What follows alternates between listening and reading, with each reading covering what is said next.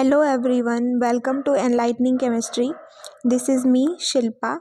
इस लेक्चर में हम क्लास 10th का chapter 1 that is chemical reactions and equations cover करेंगे और ये क्विक रिवीजन सेशन रहेगा जो कि एनसीईआरटी बेस्ड है.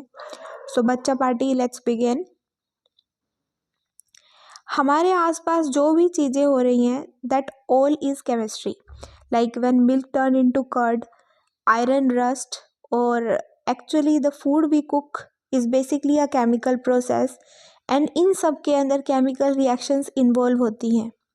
ओके इस चैप्टर में हम पढ़ेंगे कि एक सब्सटेंस दूसरे सब्सटेंस में किस तरीके से चेंज होता है. So basically a chemical reaction is a process in which one or more substance called reactant, एक या एक से ज़्यादा सब्सटेंस जिनको हम रिएक्टेंट बोलते हैं, they change into new substance called as product. Okay तो एक सेकेंड. हाँ, एक सब्सटेंस से हम नए सब्सटेंस को फॉर्म करेंगे तो जो रिएक्शन में पार्टिसिपेट करता है यानी कि जिसके अंदर चेंज होने वाला है उसको हम बोलते हैं रिएक्टेंट, और जो न्यू सब्सटेंस फॉर्म होते हैं उनको हम बोलते हैं प्रोडक्ट. आई होप क्लियर है. अब कुछ एग्जाम्पल्स केमिकल रिएक्शन के. पहला है रस्टिंग ऑफ आयरन. आयरन पर जंग लगना, इसको हम बोलते हैं रस्टिंग ऑफ आयरन.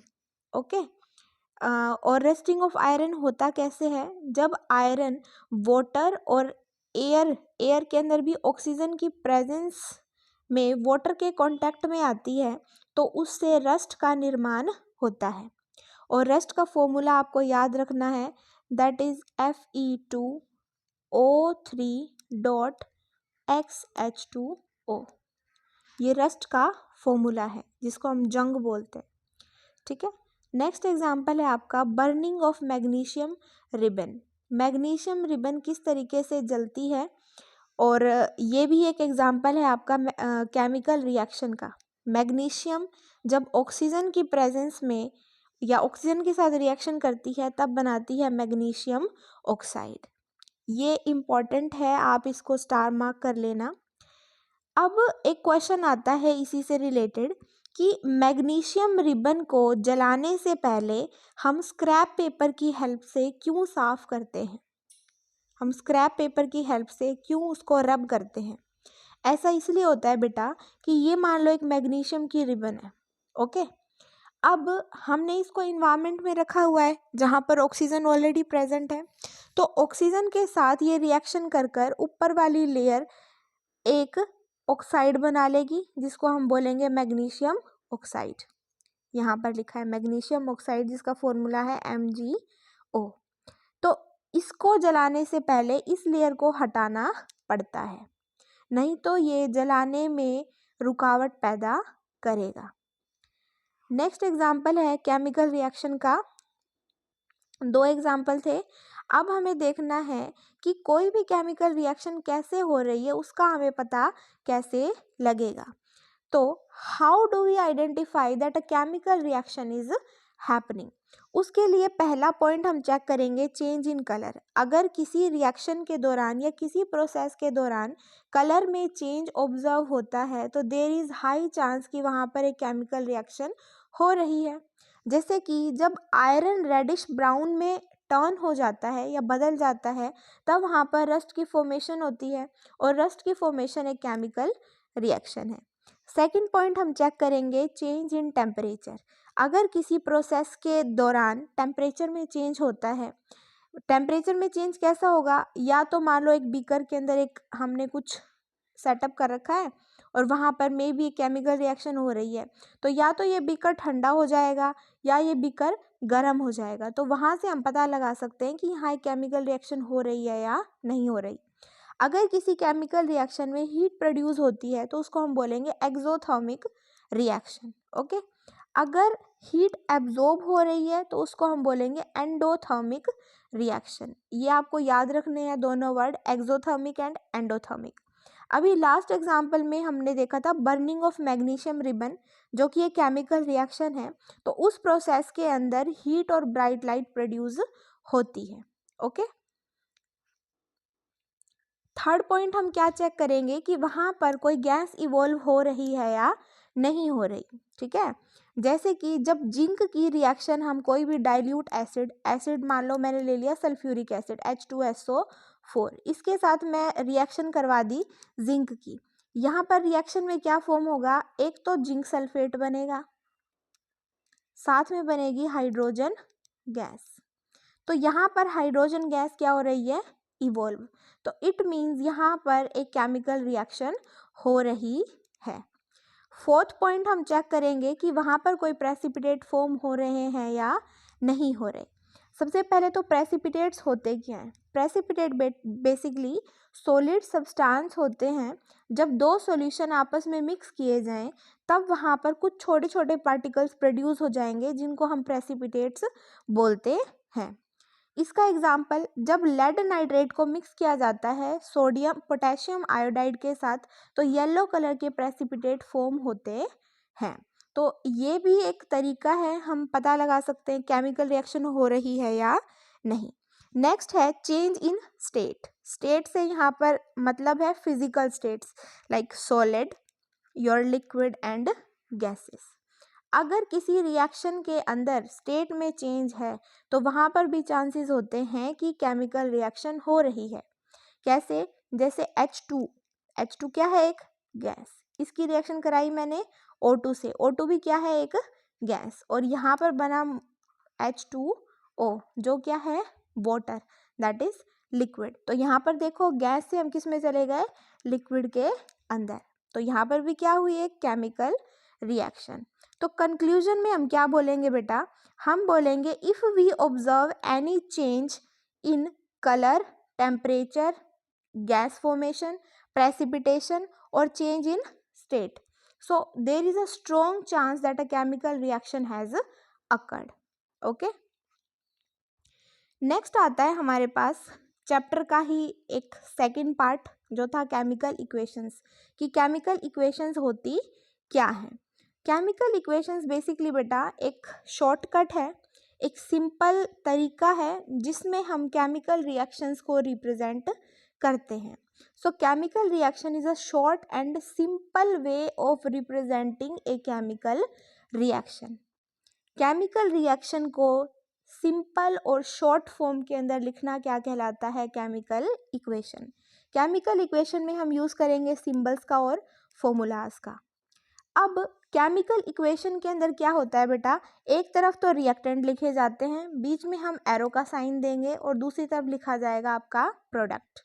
रिएक्टेंट वो होते हैं जो रिएक्शन के अंदर पार्टिसिपेट करेंगे और प्रोडक्ट वो होते हैं जो रिएक्शन के दौरान फॉर्म होंगे।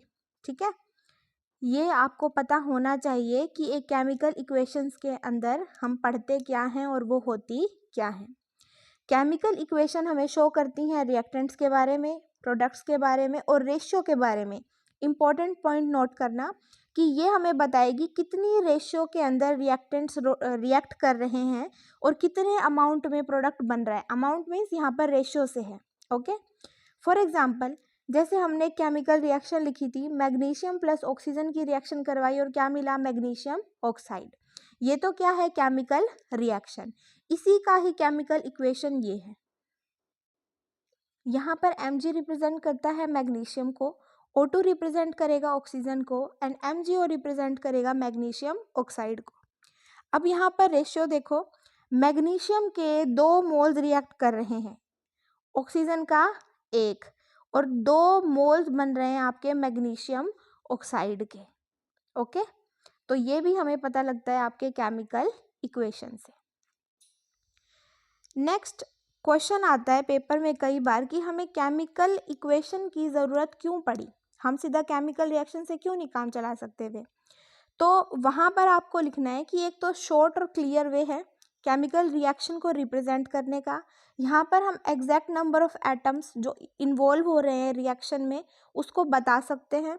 हमारी रिएक्शन को इजीली अंडरस्टैंड करने के लिए, स्टडी करने के लिए हम केमिकल इक्वेशन का यूज़ करते हैं। अब बात करूँ इसकी डेफिनेशन की, जो मैंने पहले भी बता दी, तो chemical equation is a symbolic representation of chemical reaction showing how reactants change into a product. Okay, I hope आपको क्लियर है। एक चीज़ मैं और बता दूं कि अगर आप साथ साथ नोट्स बना लोगे या स्क्रीनशॉट ले लो साथ साथ, बाद में अपनी कॉपी में नोट डाउन कर लेना, तो आपको एग्ज़ाम के टाइम पे रियली हेल्पफुल रहेंगे आपके नोट्स। अब केमिकल रिएक्शन दो टाइप की होती है, रिएक्शन बोलूँ या इक्वेशन। बेसिकली यहाँ इक्वेशन ज़्यादा अच्छा वर्ड रहेगा, तो आप यहाँ रिएक्शन की जगह इक्वेशन लिख लेना, ठीक है। इक्वेशन एक होती है बैलेंस्ड केमिकल इक्वेशन, एक है अनबैलेंस्ड केमिकल इक्वेशन। तो ये फर्स्ट है, that is unbalanced chemical equation. Unbalanced नाम ही बता रहा है कि कुछ बैलेंस नहीं है, मतलब एक तरफ कुछ ज़्यादा होगा एक तरफ कुछ कम होगा। तो chemical equation is called unbalanced when the number of atoms of each element is not equal on both side of the equation. It means ये रिएक्टेंट साइड है, ये प्रोडक्ट साइड है। यहाँ पर नंबर ऑफ एटम हर एक element के अलग अलग हैं। कैसे?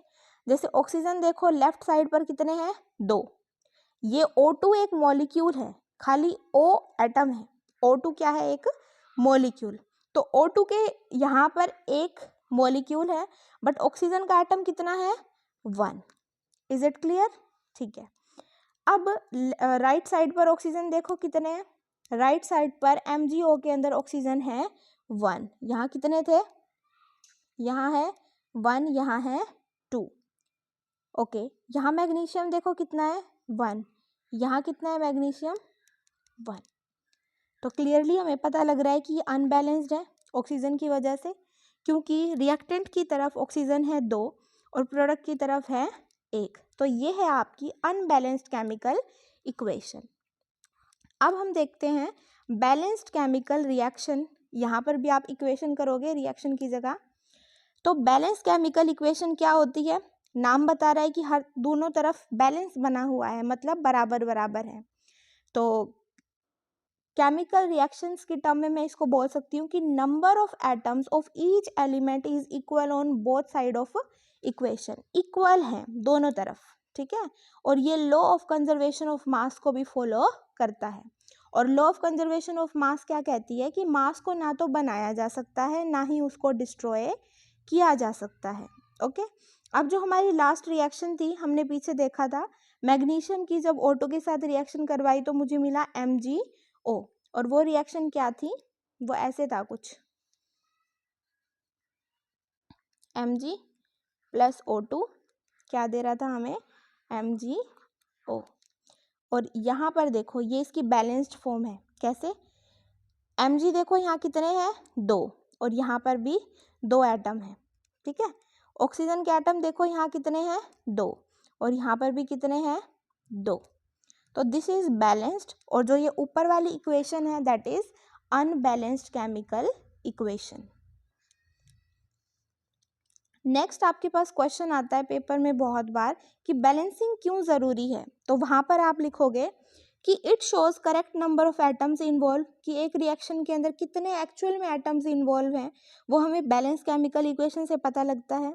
ये law of conservation of mass को सेटिस्फाई करेगा। इंपॉर्टेंट पॉइंट है, नोट करना, it satisfy law of conservation of mass, ठीक है। थर्ड पॉइंट आप लिखोगे कि ये करेक्ट रेशियो बताएगा रिएक्टेंट्स और प्रोडक्ट्स के बीच में, मतलब कितने रिएक्टेंट रिएक्शन करेंगे और कितने प्रोडक्ट बनेंगे। तो ये क्वेश्चन इंपॉर्टेंट है, why is balancing important. Next चलते हैं कि अब हम देखेंगे एक केमिकल इक्वेशन को कैसे रिप्रेजेंट किया जाता है, मतलब कैसे उसको हम लिखेंगे, ठीक है। सबसे पहले तो हमें क्या लिखना है कि right word equation, word equation लिखेंगे हम।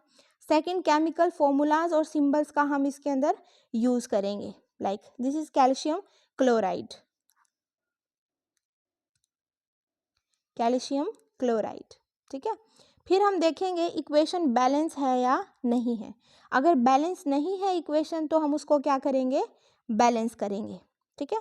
फोर्थ पॉइंट होगा आपका add physical state. Physical state add करेंगे कि ये सॉलिड है, लिक्विड है या गैस है, दोनों तरफ, रिएक्टेंट की तरफ भी और प्रोडक्ट की तरफ भी। फिफ्थ पॉइंट रहेगा मेंशन द कंडीशन। कंडीशन मतलब वहाँ पर हमने हीट दिया है, प्रेशर अप्लाई किया है या कुछ और कैटलिस्ट वगैरह ऐड किया है, तो हम उसको इस एरो के ऊपर लिखेंगे। ठीक है, जैसे यहाँ पर मैंने हीट लिखा है तो आप हीट के लिए ट्रायंगल वाला सिंबल भी बना सकते हो। तो इन पॉइंट्स को ध्यान रखते हुए हम एक केमिकल इक्वेशन को रिप्रेजेंट करेंगे। Next important most important topic, steps to balance a chemical equation. एक केमिकल इक्वेशन को बैलेंस करने के लिए कौन कौन से हम स्टेप्स का यूज़ करेंगे और कैसे करेंगे। सबसे पहला पॉइंट, जो आपको अनबैलेंस्ड केमिकल इक्वेशन दी हुई है उसको हम लिखेंगे ऐसे।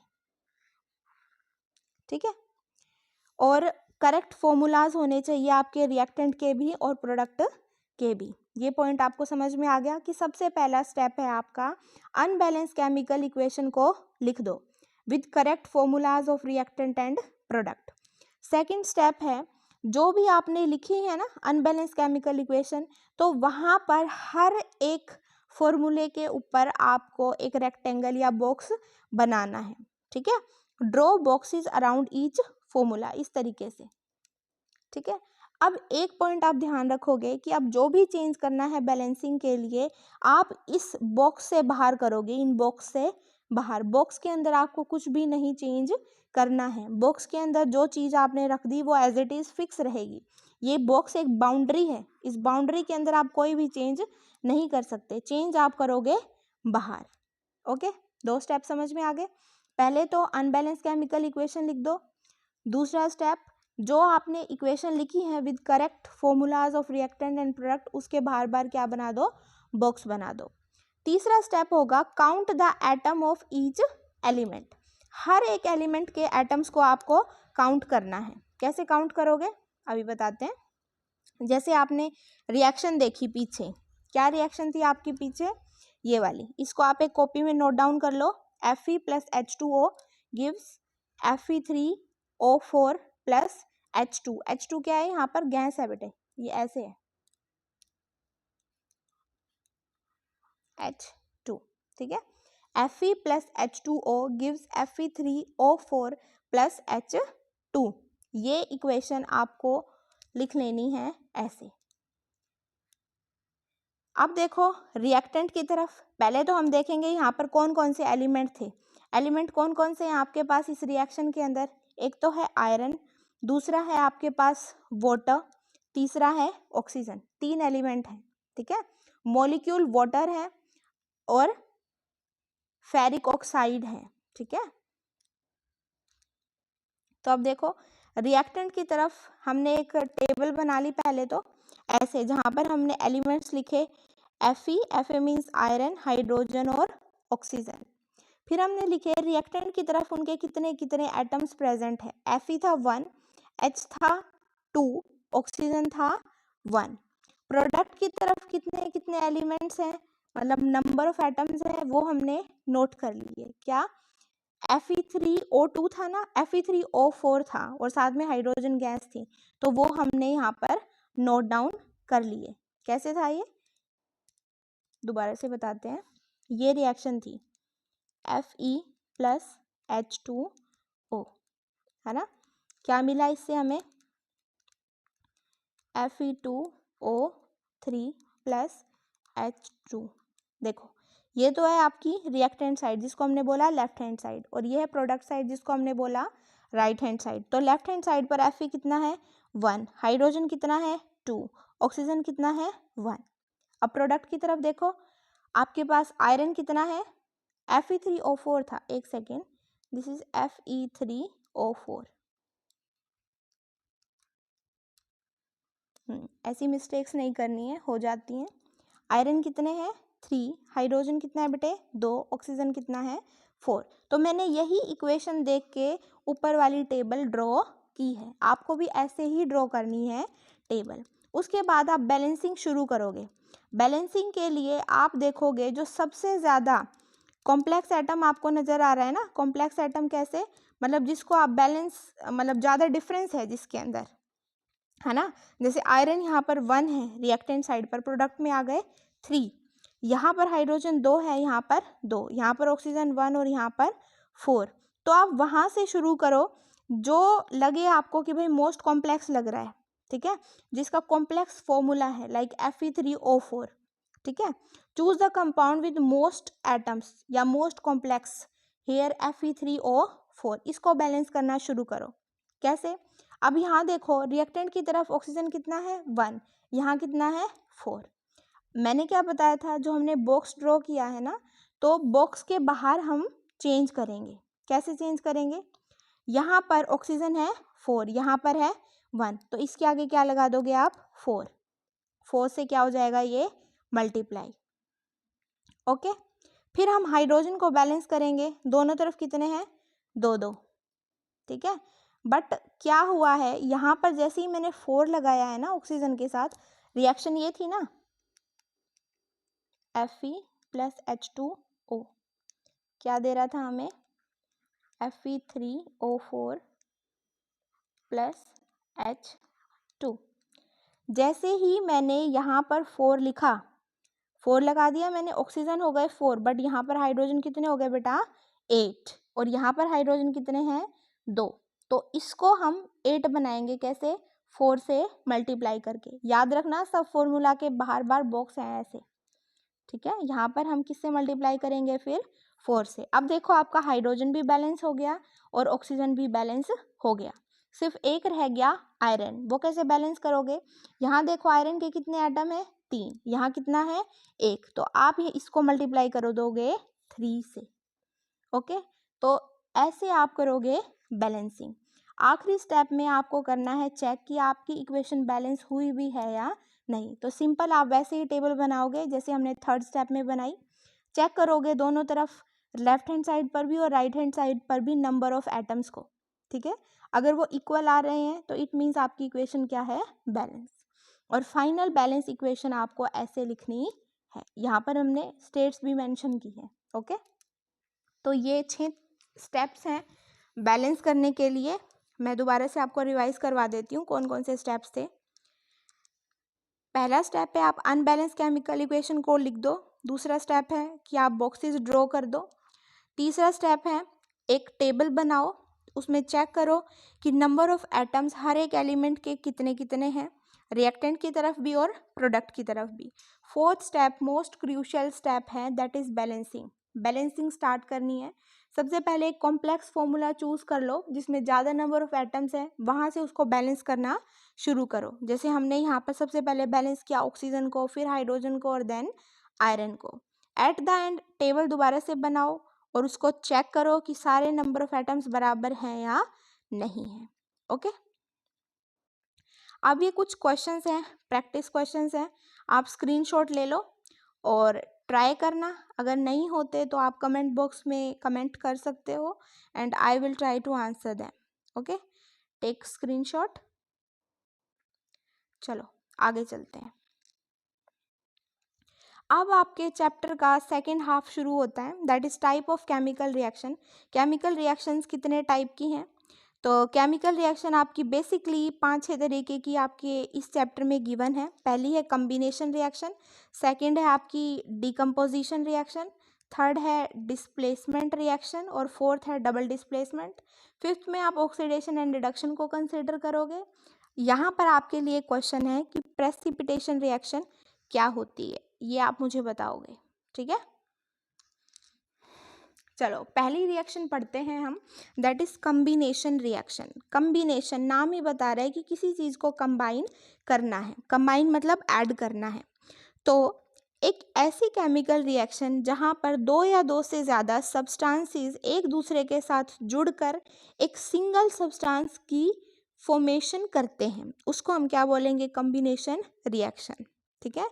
ए combination reaction is a chemical reaction in which 2 or more substances join together to form a single new substance. जो सब्सटेंस आपस में जुड़ रहे हैं उनको हम बोलते हैं रिएक्टेंट, और जो बन रहा है उसको हम बोलेंगे प्रोडक्ट। तो आपको याद रखना है कि many things combine one product is form. बहुत सारी चीज़ें कंबाइन होकर आपको क्या देंगी बेटे? एक प्रोडक्ट की फॉर्मेशन करेंगी। इसकी जनरल फॉर्म आप ऐसे कंसीडर कर सकते हो, A+B कंबाइन होकर आपको दे रहे हैं AB। इसके एग्जाम्पल हैं फॉर्मेशन ऑफ वाटर, जैसे H2+O2 कंबाइन होंगे, क्या देंगे, H2O। दो गैसेस कंबाइन होकर एक लिक्विड दे रही हैं हमें, और लिक्विड है वाटर। सेकेंड आप एग्जाम्पल इसका कंसीडर कर लो, कैल्शियम ऑक्साइड की फॉर्मेशन। कैल्शियम ऑक्साइड कैसे बनता है, जब कैल्शियम और ऑक्सीजन आपस में रिएक्शन करेंगी तो बनेगा आपका कैल्शियम ऑक्साइड, CaO, ठीक है। और CaO यानी कि कैल्शियम ऑक्साइड को हम क्विकलाइम भी बोलते हैं। ये आपको याद रखना है, कंस्ट्रक्शन पर्पसेस के लिए यूज होता है। यहाँ पर एक छोटा सा डायलॉग बॉक्स टाइप मैंने ड्रॉ किया है, वो आप चेक करो। उसमें लिखा है, इस पूरी रिएक्शन का क्रक्स, दो और दो से ज़्यादा रिएक्टेंट यहाँ पर रिएक्शन करेंगे, ठीक है। और एक सिंगल प्रोडक्ट की क्या होगी बेटा, यहाँ पर फॉर्मेशन होगी। सिंगल प्रोडक्ट की क्या होगी, फॉर्मेशन। दो या दो से ज़्यादा रिएक्टेंट आपस में रिएक्ट करेंगे और सिंगल प्रोडक्ट बनेंगे। तीसरा पॉइंट है, एनर्जी इज ऑफन रिलीज। ज़्यादातर कॉम्बिनेशन रिएक्शन के केसेस के अंदर एनर्जी क्या होती है, रिलीज होती है, ठीक है।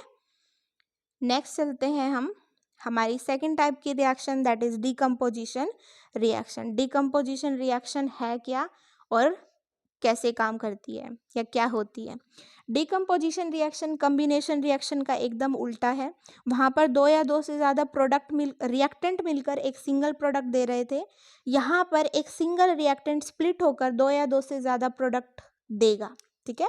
A decomposition reaction is a chemical reaction in which one or more compound break down in which one compound break down into two or more simpler substances. एक रिएक्टेंट ब्रेक डाउन हो जाएगा आपका to या more products के अंदर, ठीक है। One substance splits, two or more products are formed. General form आप इसकी याद रखोगे, AB टूट कर क्या दे रहे हैं आपको, A+B। और इसके एग्जाम्पल में वहाँ पर हमने पढ़ा था फॉर्मेशन ऑफ वाटर, यहाँ पर हम पढ़ेंगे डिकम्पोजिशन ऑफ वाटर और इलेक्ट्रोलिसिस से। कैसे, जब वाटर के अंदर से इलेक्ट्रिसिटी पास की जाएगी तो हमें मिलेगा हाइड्रोजन गैस प्लस में ऑक्सीजन गैस, ठीक है। नेक्स्ट एग्जाम्पल है heating of calcium carbonate. Calcium carbonate को जब हीट किया जाता है तब हमें मिलेगा कैल्शियम ऑक्साइड प्लस में कार्बन डाइऑक्साइड। जो कैल्शियम कार्बोनेट है इसको हम लाइमस्टोन भी बोलते हैं। क्या बोलते हैं, लाइमस्टोन। लाइमस्टोन ब्रेक डाउन हो जाता है हीट करने पर क्विकलाइम के अंदर और कार्बन डाइऑक्साइड के अंदर। आपको ये छोटे छोटे फॉर्मूले जो आ रहे हैं ना बीच में, लाइमस्टोन, क्विकलाइम, ये सब याद रखने हैं, पेपर में बहुत बार आपसे पूछ लिए जाते हैं, ठीक है। नेक्स्ट है आपका कुछ की पॉइंट्स इसके, ओनली वन रिएक्टेंट, इस रिएक्शन के अंदर सिर्फ एक रिएक्टेंट होगा और दो या दो से ज़्यादा क्या होंगे, प्रोडक्ट। किसी चीज़ को तोड़ने के अंदर हमें एनर्जी देनी पड़ती है, तो कॉम्बिनेशन रिएक्शन के अंदर एनर्जी रिलीज होती थी, यहाँ पर एनर्जी की क्या होगी बेटे, requirement. Okay, I hope clear हो गया आपको। नेक्स्ट रिएक्शन है आपकी डिस्प्लेसमेंट रिएक्शन। इसको हम सिंगल डिस्प्लेसमेंट रिएक्शन भी बोलते हैं क्योंकि आगे आप पढ़ोगे डबल डिस्प्लेसमेंट रिएक्शन। तो displacement reaction is a chemical reaction in which one or more reactive element replace less reactive element from its compound. तो आप इस डेफिनेशन को समझो, डिस्प्लेसमेंट, किसी चीज़ को डिस्प्लेस करना। सपोज आप एक बस में जा रहे हो और बस में पूरी बस फिल है, सिर्फ एक सीट वैकेंट है, ठीक है। उस सीट पर आप जाकर बैठ गए। अगले स्टॉप पर आपसे ताकतवर एक आदमी आया, उसने आपको कहा कि खड़े हो जाओ, तो आप तुरंत अपनी सीट छोड़कर खड़े हो जाओगे और वो दूसरा जो ज़्यादा स्ट्रॉन्ग पर्सन है वो उस सीट को ऑक्यूपाई कर लेगा, ठीक है। तो सिमिलरली ऐसा ही सिनेरियो कुछ यहाँ पर है कि एक ज़्यादा रिएक्टिव एलिमेंट कम रिएक्टिव एलिमेंट को उसके सोल्ट में से या उसके कंपाउंड में से क्या कर देगा, डिस्प्लेस। तो इस रिएक्शन को हम बोलेंगे डिस्प्लेसमेंट रिएक्शन। सिंपल मीनिंग क्या है, one element kick out another element from A compound. एक कंपाउंड में से एक एलिमेंट दूसरे एलिमेंट को क्या कर देगा, बाहर कर देगा। जैसे general form A+BC give AC+B। यहाँ पर ए ज़्यादा रिएक्टिव है और बी क्या है बेटे, कम रिएक्टिव। ठीक है, ए इज़ मोर रिएक्टिव और बी इज़ लेस रिएक्टिव। तो जो ए है वो बी सी कंपाउंड के अंदर से बी को क्या कर देगा, रिप्लेस, और बनेगा क्या, बी की जगह खुद ए आ जाएगा, तो बनेगा आपके पास ए सी और बी क्या हो जाएगा, एलिमिनेट आउट, बाहर आ जाएगा आपके किससे, कंपाउंड के अंदर से। ओके, जनरल फॉर्म समझ में आ गई। इसके एग्जाम्पल, मोस्ट पॉपुलर एग्जाम्पल क्या, जिंक की रिएक्शन करवाओ कॉपर सल्फेट के साथ तो क्या मिलेगा, जिंक सल्फेट प्लस में कॉपर। यहाँ पर जिंक ज़्यादा रिएक्टिव है जिसने कॉपर को उसके सोल्ट में से बाहर कर दिया। ठीक है, तो ब्लू कलर का सॉल्यूशन था कॉपर सल्फेट का जो जिंक सल्फेट में कन्वर्ट हो गया। यहाँ पर कलर का चेंज होगा, कैसे, कॉपर सल्फेट ब्लू था, यहाँ बना जिंक सल्फेट जो एक वाइट कलर का क्या है बेटे, सॉल्यूशन। ठीक है, या कलरलेस आप इसको बोल सकते हो, ट्रांसपेरेंट टाइप है। नेक्स्ट एग्जांपल है आपका आयरन और कॉपर सल्फेट की रिएक्शन, मोस्ट इंपॉर्टेंट, आप इसको स्टार मार्क करो मेरी तरफ से। ये एक एक्टिविटी भी है आपकी बुक के अंदर, एनसीईआरटी में आपने देखा होगा कि एक बीकर ले लिया, उस बीकर के अंदर हमने कॉपर सल्फेट क्या कर दिया बेटे, फिल, ऐसे कॉपर सल्फेट फिल कर रखा है, वहाँ पर फिर एक आयरन की नेल डिप कर दी जाती है। ठीक है, आयरन ज़्यादा रिएक्टिव है as compare to copper sulphate, तो कुछ टाइम के बाद आप देखोगे ना ये सॉल्यूशन आपका ब्लू से किस में चेंज हो जाएगा, आयरन सल्फेट का कलर होता है बेसिकली ग्रीनिश टाइप, तो एक ग्रीनिश टाइप में फॉर्म हो जाएगा, और जो आपकी आयरन की नेल थी इसका थोड़ा सा मतलब रस्टी कलर हो जाएगा, रस्ट जैसा फॉर्म हो जाएगा, ब्राउनिश टाइप कलर हो जाएगा। ओके, समझ में आया। ये एक एक्टिविटी है, आपने पढ़ी भी होगी आपकी बुक के अंदर। तो उसमें क्या था, डिस्प्लेसमेंट रिएक्शन है जिसमें आयरन ने कॉपर सल्फेट को उसके सॉल्यूशन में से क्या कर दिया, डिस्प्लेस आउट। ओके, अब यहाँ पर इम्पोर्टेंट पॉइंट आपको क्या याद रखने हैं कि एक एलिमेंट रिप्लेस करेगा दूसरे एलिमेंट को, रिप्लेसिंग एलिमेंट क्या होना चाहिए, ज़्यादा रिएक्टिव, और रिएक्टिविटी सीरीज के ऊपर बेस होती है ये पूरी रिएक्शन। ओके, अब नेक्स्ट रिएक्शन है आपकी डबल डिस्प्लेसमेंट रिएक्शन।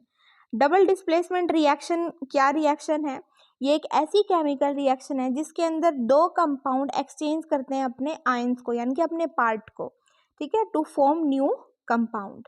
ठीक है, बेसिकली सोल्ट्स की बात करूँ तो सोल्ट के अंदर हम दो पार्ट पढ़ते हैं, कैटायन और एनायन, जैसे कि ए पॉजिटिव प्लस में बी नेगेटिव।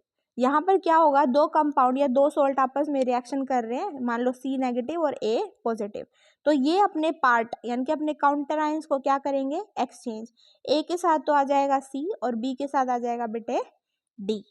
ठीक है, इस रिएक्शन में ऐसा कुछ है, देखो A plus B give plus C D gives A D plus में C B, A joins D and C joins B. ठीक है, तो आप इसको याद कैसे रखोगे, two compounds swap partners and form two new compounds, यानी कि स्वाइप कर लिया उन्होंने, चेंज कर लिया, एक्सचेंज कर लिया।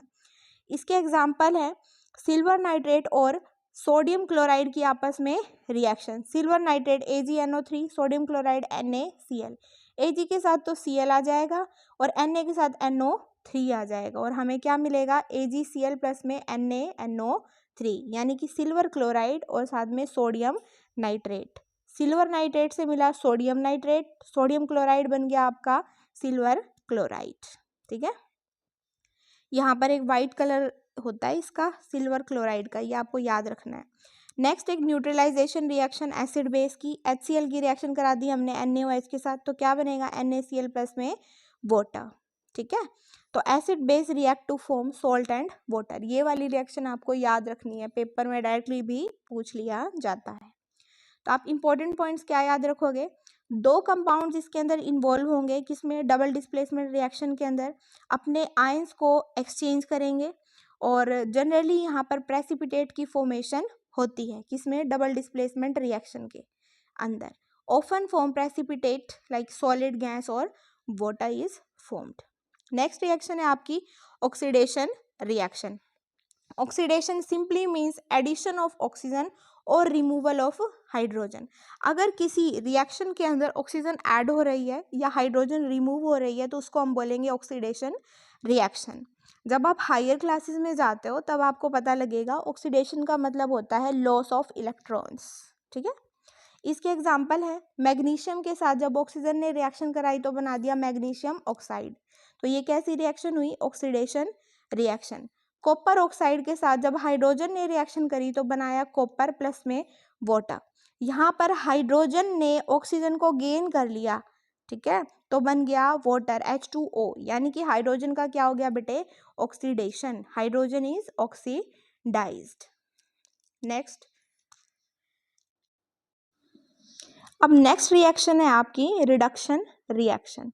ऑक्सीडेशन का बिल्कुल उल्टा, ऑक्सीडेशन में था ऑक्सीजन का ऐड होना और हाइड्रोजन का रिमूव होना। रिडक्शन के अंदर है रिमूवल ऑफ ऑक्सीजन और एडिशन ऑफ हाइड्रोजन। सिमिलरली जैसे ऑक्सीडेशन था लॉस ऑफ इलेक्ट्रॉन, रिडक्शन होता है गेन ऑफ इलेक्ट्रॉन्स। इसका एग्जांपल, जब कॉपर ऑक्साइड रिएक्शन करेगा हाइड्रोजन के साथ तो मिलेगा कॉपर प्लस में वाटर H2O। यहाँ पर पिछली रिएक्शन में हमने देखा था हाइड्रोजन ने ऑक्सीजन को ऐड करवाया तो हाइड्रोजन का तो हो गया ऑक्सीडेशन, बट यहाँ देखो कॉपर से ऑक्सीजन गैस रिमूव हुई है तो कॉपर का क्या होगा बेटे, रिडक्शन। समझ में आया, यहाँ पर दो रिएक्शन एक साथ हो रही हैं, रिडक्शन और ऑक्सीडेशन। और ऐसी रिएक्शंस जहाँ पर रिडक्शन और ऑक्सीडेशन एक साथ होता है उनको हम बोलते हैं रिडॉक्स रिएक्शन। ठीक है, oxidation and reduction are opposite chemical processes that happens together in many reactions, और उन रिएक्शंस को हम बोलेंगे रिडॉक्स रिएक्शंस। उसका एक एग्जांपल है ये वाला जो आपने 3 बार पढ़ लिया है, अब एक बार ऑक्सीडेशन में, रिडक्शन में, और अब ये रिडॉक्स के अंदर। यहाँ पर हाइड्रोजन ने ऑक्सीजन को ऐड करवाया तो इसका क्या हुआ, ऑक्सीडेशन। कॉपर ऑक्साइड में से ऑक्सीजन का लॉस हुआ तो इसका क्या हुआ बेटे, रिडक्शन। इसका क्या हुआ, ऑक्सीडेशन, हाइड्रोजन का ऑक्सीडेशन, कॉपर का रिडक्शन, और ये रिएक्शन है आपकी रिडॉक्स रिएक्शन। अब हम डिफरेंस देखते हैं एक्चुअल ऑक्सीडेशन और रिडक्शन में है क्या, एक समरी टाइप। ऑक्सीडेशन का मतलब एडिशन ऑफ ऑक्सीजन, यहाँ पर रिमूवल ऑफ ऑक्सीजन, यहाँ पर रिमूवल ऑफ हाइड्रोजन, यहाँ पर addition of hydrogen. Oxidation means loss of electron, reduction means gain of electron. Oxidation के अंदर ऑक्सीडेशन नंबर इंक्रीज होगा और रिडक्शन के अंदर ऑक्सीडेशन नंबर डिक्रीज होगा। अब यहाँ पर क्वेश्चन आपके लिए मैं छोड़ रही हूँ कि ऑक्सीडेशन नंबर होता क्या है, ठीक है, आप इसको सर्च करोगे, इसके एग्जाम्पल एक एक आप एग्जाम्पल दे सकते हो। यहाँ पर एक ट्रिक है याद रखने की, वो क्या है, oil and rig. Oil means oxidation, oil, oil, ठीक है। Oxidation is loss, O for oxidation, I for is, L for loss. Oxidation is loss of electrons, ये देखो oxidation is loss of electrons. Second trick is your rig, rig is for reduction, rig, R for reduction, I for is, G for gain, means gain of electron is reduction। ये छोटी सी memory trick है, आप याद रखेंगे। Next एक मैंने आपको question दिया था दैट इज प्रेसिपिटेशन रिएक्शन, तो हेयर इज इट।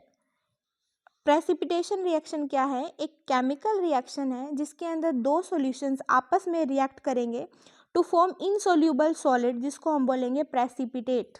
ठीक है, दो सॉल्यूशन ने आपस में रिएक्शन किया और नीचे कुछ बन गया, मतलब प्रेसिपिटेट टाइप हो गया। कैसे, मान लो ये सॉल्यूशन ए है, ठीक है, इसके अंदर मैंने बी सॉल्यूशन को ऐड कर दिया ऐसे बीकर में, और मिला क्या, इसी बीकर के अंदर ए और बी ने आपस में तो रिएक्शन कर ली, और बट नीचे ना कुछ कुछ कुछ कुछ ऐसे प्रेसिपिटेट टाइप हमें देखने को मिले सॉल्यूशन के अंदर। जो ये छोटे छोटे गोले टाइप है ना, मतलब स्कम जैसा या कोलोइडल पार्टिकल जैसा, इनको हम बोलते हैं प्रेसिपिटेट्स। ये बेसिकली क्या होते हैं बेटे, सॉलिड होते हैं। ठीक है, सिंपल मीनिंग बोलूं तो इसके अंदर क्या है, दो लिक्विड रिएक्ट करेंगे एक दूसरे के साथ and A solid drop out of the solution is formed. ठीक है, सॉलिड छोटे छोटे पार्टिकल्स फॉर्म हो जाएंगे जिसको हम बोलेंगे प्रेसिपिटेट। जनरल फॉर्म क्या है इसकी, ए बी एक एक्वस सॉल्यूशन है, सी डी एक एक्वस सॉल्यूशन है, इनने आपस में रिएक्शन करी तो होपफुली या यूँ कह सकती हूँ कि सपोज फॉर्म कर लिया AD जो सॉलिड था, और नीचे क्या हो गया बेटे, ये सेटल डाउन, और हमें बन गया CB। CB क्या है, एक एक्वस सॉल्यूशन। हम इसके एग्जाम्पल देखते हैं। पहला है आपका सिल्वर नाइट्रेट जब रिएक्शन करेगा किसके साथ, सोडियम क्लोराइड के साथ। ये silver nitrate when react with sodium chloride तो प्रेसिपिटेट बनेंगे आपके सिल्वर क्लोराइड के जो वाइट कलर के होते हैं। और रिएक्शन क्या है आपकी, चेक कीजिए, AgNO3 silver nitrate sodium chloride NaCl, aqua solution है दोनों, ठीक है। रिएक्शन करी तो मुझे क्या मिला, AgCl। AgCl यहाँ पर सॉलिड है जो कि क्या है, प्रेसिपिटेट, साथ में मिला सोडियम नाइट्रेट जो एक्वा सॉल्यूशन है। तो AgCl is a white precipitate. Next example है बेरियम क्लोराइड की रिएक्शन सोडियम सल्फेट के साथ। बेरियम क्लोराइड BaCl2, इसकी रिएक्शन करा दी हमने सोडियम सल्फेट Na2SO4, दोनों का एक्वस सॉल्यूशन। हमें मिलेगा BaSO4 सॉलिड जो प्रेसिपिटेट है, ये सेटल डाउन हो जाते हैं, और साथ में मिलेगा NaCl का सॉल्यूशन। अब बेरियम सल्फेट का होता है वाइट कलर, ठीक है। ये आपको एग्जाम्पल याद रखने हैं, कई बार डायरेक्ट यही एग्जाम्पल भी पेपर में आ जाते हैं, ठीक है। नेक्स्ट कुछ की पॉइंट्स हैं जो आप याद रखोगे, क्या, हमेशा ये एक्वस सॉल्यूशन के अंदर फॉर्म होंगे। इनसोल्यूबल सॉलिड यानी कि प्रेसिपिटेट की फॉर्मेशन होती है। Can be use to detect ion in a solution, हम इन प्रेसिपिटेट से ये भी पता लगा सकते हैं कि किस सॉल्यूशन के अंदर कौन से आयन प्रेजेंट हैं। तो ये थी आपकी प्रेसिपिटेशन रिएक्शन। नाउ बच्चा पार्टी हम आ चुके हैं लगभग सेकंड लास्ट टॉपिक पे। उसके बाद एक कोरोजन टॉपिक रहता है और फिर आपका पूरा चैप्टर फिनिश। पूरा हमने बहुत ही स्पीडली जल्दी जल्दी से सारे इंपॉर्टेंट टॉपिक्स और पॉइंट्स कवर किए हैं। तो चलो हम शुरू करते हैं। रेंसिडिटी। रेंसिडिटी होता क्या है, एक ऐसा प्रोसेस है जिसके अंदर फैट्स और ऑयल बिकम बैड, यानी कि ऐसा प्रोसेस जिसके अंदर वो फूड जिनके अंदर फैट और ऑयल ज़्यादा होता है ना, वो बैड स्मेल करने लग जाते हैं, उनका टेस्ट अनप्लेजेंट हो जाता है और ख़राब हो जाते हैं, उसको हम बोलते हैं rancidity. Rancidity is a process by which fat oil become bad, smell bad, taste unpleasant when store in for a long. Rancidity होती क्यों है, तो it happens because fats and oil get oxidized और हाइड्रोलाइज्ड। फैट और oil जब oxidized या hydrolyzed हो जाते हैं तब वो स्मेली सब्सटेंसेस की फॉर्मेशन करेंगे और जिससे क्या होती है बेटे, रेंसिडिटी, ठीक है। नेक्स्ट हम पढ़ते हैं अब टाइप ऑफ रेंसिडिटी। कितने टाइप की रेंसिडिटी है, बेसिकली दो टाइप की। पहली है ऑक्सीडेटिव रेंसिडिटी, दूसरी है हाइड्रोलाइटिक रेंसिडिटी। ऑक्सीडेटिव रेंसिडिटी नाम ही बता रहा है जो ऑक्सीजन की वजह से होती है, और हाइड्रोलाइटिक जो वाटर और मॉइस्चर की वजह से होती है। ऑक्सीडेटिव रेंसिडिटी से बेसिकली फैट्स इफेक्ट ज़्यादा होते हैं, और हाइड्रोलाइटिक से मतलब जब आपके, मैं यूँ कह सकती हूँ, बटर और घी बेसिकली जब क्या हो जाते हैं, ब्रेक डाउन हो जाएंगे ग्लिसरॉल और फैटी एसिड के अंदर हाइड्रोलाइटिक रेंसिडिटी की वजह से। जैसे इसका example, when oil is left in open air become smelly, ये क्या है, ऑक्सीडेटिव रेंसिडिटी। और हाइड्रोलाइटिक के अंदर क्या है कि जो बटर और घी बैड स्मेल करने लग जाते हैं ह्यूमिड कंडीशंस के अंदर, तो वहाँ पर होती है बेटे आपकी हाइड्रोलाइटिक रेंसिडिटी। अब हम कौन कौन से तरीकों से रेंसिडिटी से प्रिवेंट कर सकते हैं हमारे फूड को, तो पहला है storage in air tight containers. Air tight containers के अंदर अपने फूड को स्टोर करो। अगर सिंपल सी बात है, अगर खाना आपके ऑक्सीजन और मॉइस्चर के कांटेक्ट में आया ही नहीं तो वो ख़राब कैसे होगा, उसका ऑक्सीडेशन और हाइड्रोलिसिस उसकी कैसे होगी। तो prevent contact with oxygen which cause oxidative rancidity, ठीक है। इसका example, store cooking oil in bottles with caps. Next है कूल एंड ड्राई प्लेस के अंदर हमें क्या करना है, store. Keep fat and oil away from heat, sunlight and moisture, ठीक है। जैसे बटर और घी को आप रेफ्रिजरेटर के अंदर स्टोर कर सकते हो। तीसरा तरीका क्या है कि एंटीऑक्सीडेंट्स का हम यूज़ कर सकते हैं, like vitamin A, E, BHA, BHT, ये क्या है, एंटीऑक्सीडेंट्स हैं जो आपके पैकेजिंग वाले कुकिंग ऑयल्स वगैरह होते हैं ना, उनके अंदर इसका इस्तेमाल होता है। और वो क्या करेगा, जो कुकिंग ऑयल है उसकी शेल्फ लाइफ को इंक्रीज़ कर देगा। शेल्फ लाइफ मतलब उसकी स्टोरेज लाइफ को इंक्रीज़ कर देगा। ठीक है। नेक्स्ट आपका मेथड है हाइड्रोजिनेशन। हाइड्रोजिनेशन के अंदर क्या होता है कि अनसैचुरेटेड फैट्स को आप सैचुरेटेड फैट के अंदर कन्वर्ट कर दो। ठीक है। और जो सैचुरेटेड फैट्स होते हैं ये लेस प्रोन होते हैं ऑक्सीडेशन से। ठीक है। इसका एग्जांपल जैसे कि वनस्पति आपके जो ऑयल आते हैं वो। फिफ्थ है आपका वैक्यूम पैकेजिंग। वैक्यूम पैकेजिंग का आप यूज़ कर सकते हो, या नाइट्रोजन फ्लशिंग का, जैसे जो लेज वगैरह के पैक आते हैं, चिप्स वगैरह, उनके अंदर क्या होता है, पैक के अंदर चिप्स तो होंगे थोड़े से, इतने से, और बाकी सब में क्या होगा बेटे, एयर फिल होती है, और वो एयर कौन सी है, नाइट्रोजन गैस। तो ये इम्पॉर्टेंट है, इससे रिलेटेड क्वेश्चन भी आता है पेपर के अंदर कि चिप्स के पैकेजिंग के अंदर कौन सी गैस होती है, तो आपका आंसर रहेगा नाइट्रोजन गैस। और फिर सेकंड क्वेश्चन ही ऐड करके दे देते हैं कि नाइट्रोजन गैस ही यूज़ क्यों करते हैं। तो उसके लिए आप याद रखोगे जो नाइट्रोजन गैस है ना, उसका स्ट्रक्चर ऐसे बनता है, दोनों नाइट्रोजन के बीच में होगा ट्रिपल बॉन्ड, जो इसको एक इनर्ट गैस बनाता है। क्या बनाता है, इनर्ट गैस या लेस रिएक्टिव गैस। तो इस एटमॉस्फेयर के अंदर ऑक्सीडेशन होने के चांसेस क्या होते हैं, बहुत कम। ठीक है। तो ये कुछ मेथड्स थे जिससे आप रेंसिडिटी को प्रिवेंट कर सकते हो। अब बात करते हैं इसके की पॉइंट्स के बारे में। ठीक है। की पॉइंट्स में आप रेंसिडिटी में क्या याद रखोगे, जो फूड है आपका वो अनप्लेजेंट और हार्मफुल हो जाता है। आप प्रिवेंट कर सकते हो ऑयल्स और घी को या आपके फूड को by using air tight containers और एडिंग एंटीऑक्सीडेंट्स। तीसरा पॉइंट है कि रेंसिडिटी आपके मोस्टली आपको दिखेगी कुकिंग ऑयल के अंदर, बटर, घी और नट्स के अंदर। इम्पॉर्टेंट क्वेश्चन है, पेपर में आता है। Now here we come to the end of chapter with the last question, that is corrosion. Corrosion होता क्या है, कोरोजन है basically gradual destruction of metal, metal का डिस्ट्रक्शन होना। ठीक है, by chemical reaction with substances in their environment such as air, water और acids.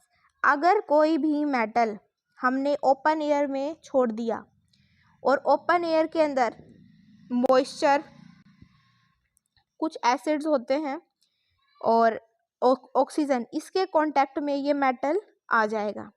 ठीक है, मेटल जैसे ही इसके कांटेक्ट के अंदर आएगा तो जो ऊपर वाली लेयर है ना मेटल की, ये धीरे धीरे क्या होने लगेगी बेटा, खराब।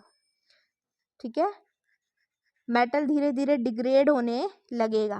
पहले ऊपर वाली लेयर होगी, फिर अंदर वाली पूरा का पूरा मेटल्स आपका खराब होने लग जाएगा। इसको हम बोलते हैं corrosion. It is usually produce oxides और salt of the metal. Example rust, जो मैंने आपको सबसे आई थिंक फर्स्ट स्लाइड में ही बताया था, रस्टिंग ऑफ आयरन, Fe2O3.XH2O। जब आयरन को आप एक्सपोज्ड एयर और मॉइस्चर के कांटेक्ट में रखोगे तो उसकी क्या होने लग जाती है बेटे, रस्टिंग। और रस्टिंग आपका एग्जाम्पल है कोरोजन का, टाइप है कोरोजन की। ठीक है, समझ में आया। तो अब हम देखेंगे टाइप्स ऑफ कोरोजन। पहला है आपका रस्टिंग ऑफ आयरन, जिसको हम कॉमनली कोरोजन ही मानते हैं, कॉमन कोरोजन इसको हम बोलेंगे। इसकी ये इक्वेशन आपको याद रखनी है, कैसे रस्ट की फॉर्मेशन होती है। रस्ट होता क्या है, जैसे आपने लोहे के ऊपर देखा होगा ना, जो लोहा जंग खा जाता है उसके ऊपर कुछ ना रेड कलर का ऐसे हाथ लगाओगे तो कुछ मतलब यूं कह दो कि फ्लेकी फ्लेकी सा कुछ कुछ आपके हाथ में लग जाएगा। ठीक है, तो रस्ट बेसिकली सॉफ्ट, फ्लेकी और वीक मेटल होती है। ठीक है, सॉफ्ट, फ्लेकी और मेटल को क्या कर देगी, ये वीक कर देगी। नेक्स्ट है आपका टार्निशिंग ऑफ सिल्वर। सिल्वर का टार्निशिंग होना, यानी कि सिल्वर काला पड़ जाता है। आपने देखा होगा अपने घरों में भी, जो मम्मी पायल वगैरह पहनती हैं या रिंग्स वगैरह कोई पहनता है, तो वो सिल्वर की रिंग है तो कुछ टाइम के बाद वो ब्लैकिश हो जाती है, उसको हम बोलते हैं टार्निशिंग ऑफ सिल्वर।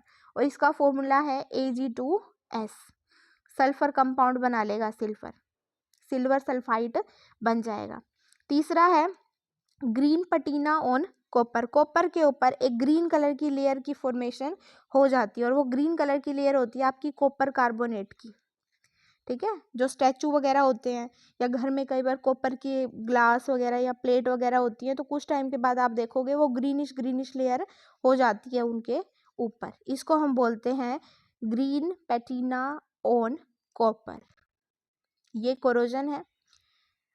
अब आते हैं लास्ट स्लाइड चैप्टर की, that is methods to prevent corrosion. अब कोरोजन से बचाव कैसे किया जाए, इम्पोर्टेंट टॉपिक है, पेपर में आता है, स्टार मार्क आप कर सकते हैं, ठीक है। कोरोजन कैन बी प्रिवेंटेड और slow down by the following method.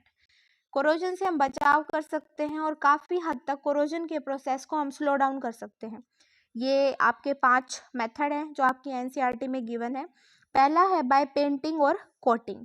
Metal है, मेटल के ऊपर आप पेंट लगा दो, पेंट से कवर कर दो उसको, ठीक है, ऐसे, या एनिमल से, या प्लास्टिक कोटिंग कर दो मेटल के सरफेस पे। तो जो एक्चुअल मेटल है आपका वो तो कांटेक्ट में आया ही नहीं एयर और मॉइस्चर के, तो उसके कोरोजन होने के चांस क्या हो गए बेटे, कम, ठीक है। Prevent air and moisture contact, example iron and bridges are painted. Second आप स्टेप कर सकते हो या तरीका अपना सकते हो, दैट इज ऑयलिंग, ऑयलिंग या ग्रीसिंग। कई बार आपने देखा होगा ना, मतलब मशीनरीज के कुछ पार्ट पर आप रेगुलरली ऑयल लगाते हो, अगर ऑयल नहीं लगाओगे तो कुछ उसमें से अजीब सी साउंड आने लग जाती है। वो साउंड क्यों आती है, क्योंकि मेटल धीरे धीरे कोरोड हो रहा है, ठीक है। कवरिंग मेटल विद ऑयल और the grease protected from water and air, like machinery parts are regularly oiled. तीसरा है गैल्वेनाइजेशन, इंपॉर्टेंट है, खाली इसकी अकेला डेफिनेशन भी कई बार एग्जामिनर पेपर में पूछ लेता है। तो गैल्वेनाइजेशन क्या है, मान लो सिल्वर या स्टील के ऊपर आपने एक जिंक की कोटिंग कर दी, क्या कर दी बेटे, जिंक की कोटिंग, मान लो ये जिंक की कोटिंग आपने कर दी, ठीक है। जिंक ज्यादा रिएक्टिव मेटल है ना।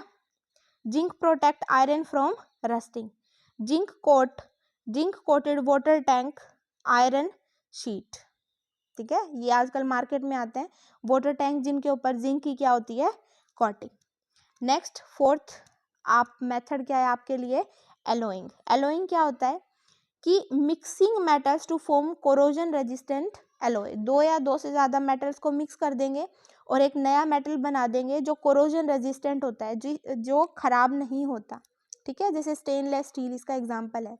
स्टेनलेस स्टील किससे बनता है, आयरन, क्रोमियम प्लस में निकल, इनको आपस में एक फिक्स रेशियो में मिक्स किया जाता है और उससे मिलेगा आपको स्टेनलेस स्टील। ये आपको याद रखना है कि स्टेनलेस स्टील किस चीज़ से बनता है, ओके। नेक्स्ट पॉइंट आप यूज कर सकते हो कैथोडिक प्रोटेक्शन। कैथोडिक प्रोटेक्शन के अंदर क्या है, attaching more reactive metal like zinc और magnesium to protect iron. Zinc और आप मैग्नीशियम का यूज कर सकते हो आयरन को प्रोटेक्ट करने के लिए, उसके साथ अटैच कर देंगे, ठीक है। और इसका example zinc block use to protect ship hulls और पाइपलाइन, जो शिप वगैरह होती हैं उनकी पाइपलाइन वगैरह को प्रोटेक्ट करने के लिए जिंक के ब्लॉक का यूज़ करते हैं। तो ये मेथड आप याद रखोगे, methods to prevent from corrosion. So finally हमारा चैप्टर हो चुका है कंप्लीट। आई होप आपको समझ में आया होगा।